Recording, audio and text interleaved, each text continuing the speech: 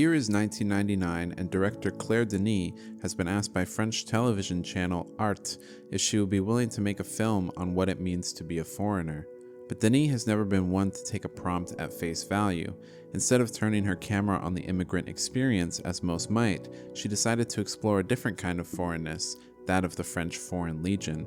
See, the Legion are a branch of the French army made up entirely of French nationals, and have long embodied a strange contradiction: men fighting for a nation that isn't theirs, often on lands that France once colonized. This small flip on the idea of foreign allowed Denis to explore what it meant to be, in her words, a foreigner to oneself. This was a feeling she was all too familiar with. Before she began her directing career, Denis worked as an assistant to Vim vendors, traveling across the American Southwest while scouting locations for Paris, Texas.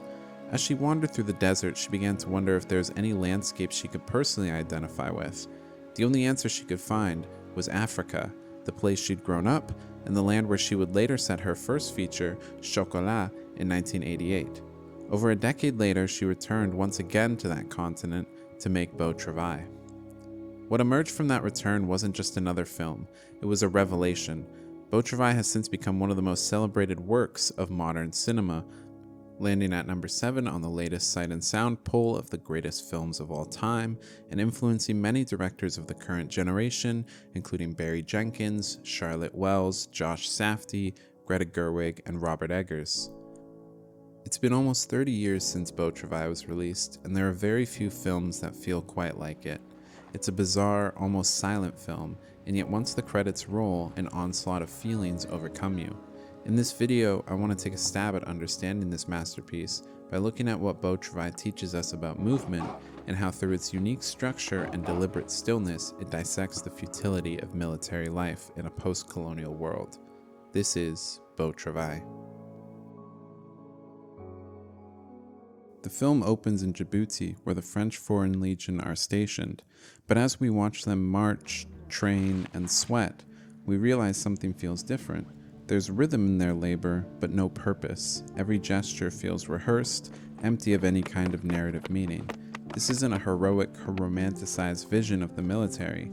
This isn't a story of conquest or of great battle. Denis' military men are mere figures in a vast, forbidding landscape. They feel detached from any discernible reality beyond their own world. And at the center of that world is Sergeant Galloup, played brilliantly by Denis Lavant. He serves as our narrator, telling the story in a collection of flashbacks after his expulsion from the Legion. Galloup is a man who lives by precision, whose identity is built out of the order provided by military life. He leads the Legion under commanding officer Bruno Forestier, someone he admires for what he represents, the Old Guard, a generation of soldiers who helped to establish France's dominance over colonial Africa. Galloup seeks to gain Forestier's respect in the only way he knows how, by following his orders and his rigidly constructed routines. So when a younger, freer recruit, Saint-Tien, arrives and instantly impresses Forestier, Galloup's careful balance begins to wobble. What follows is less a conventional plot than a slow personal disintegration. Jealousy, desire, and confusion creep into Galloup's world, and Claire Denis uses this personal unraveling as a metaphor for the larger unraveling of the French Empire's control. What's crucial to the film is that Denis never shows these soldiers in active, meaningful duty. Even a supposed rescue, a helicopter crash, is depicted after the fact, and ironically seems to be a result of their own making. There's no empire for these men to conquer, no discernible enemy to attack. The soldiers appear forever separate, completely foreign to the dry, beautiful, yet ultimately unforgiving land of Djibouti.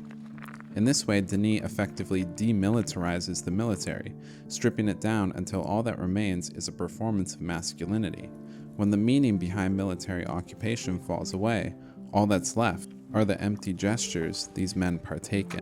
And this is really where Beau Travail finds its strength. Without the conventional plot of a military story, Denis rests her power within the film's visuals. It's not only in the exquisite framing or cinematographer Agnes Godard's ability to capture these men in such an evocative way, but it's this masterful combination of stillness and movement which makes every moment resonate. The camera often stays fixed, letting the contrast between Djibouti's open landscapes and the soldiers' repetitive routines speak for itself. Within this stillness, their movements, precise, almost ritualistic, and certainly a little bit absurd in their seriousness, stand out all the more. Each scene of the soldiers together is undeniably intimate as we watch them go through their daily routines. In moments of training, Denis draws our eyes towards these men grappling in ways that can be easily perceived as erotic, which naturally leads many to confront their own assumptions about male intimacy and sexuality.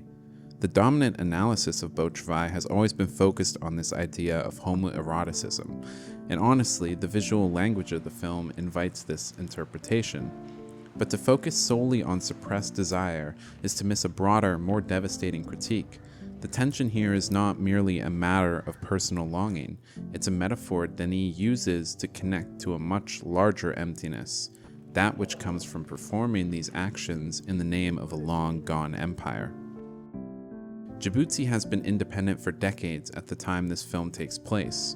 What we're watching again and again is a system rehearsing itself into existence. As these men partake in their drills, it's really in the name of finding personal meaning. But the film indirectly questions, what is the identity of a soldier with no purpose? The answer is really within the film itself. The only available language for these soldiers to understand their identity is the body and the movements attached to it. When you have a group of men who follow the same routine day in, day out, year after year, they naturally align their identity and self-worth with that routine. But what does that mean for individual identity when that routine is ultimately serving nothing? In this way, the beauty of their movements only serves to highlight how performative and hollow their lives ultimately are. Again, that juxtaposition between the still, enduring landscape, the people of Djibouti shown throughout, and the frantic movement of the soldiers perfectly captures how useless their training is. The soldiers train relentlessly for a fight that will never come, for a purpose that no longer exists. They represent a dying empire, desperately clawing for meaning, while the world around them remains indifferent, fundamentally unbothered.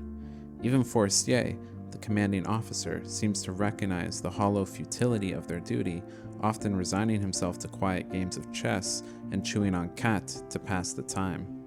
In this way, Beau Travail is far more than a film about implied homoeroticism.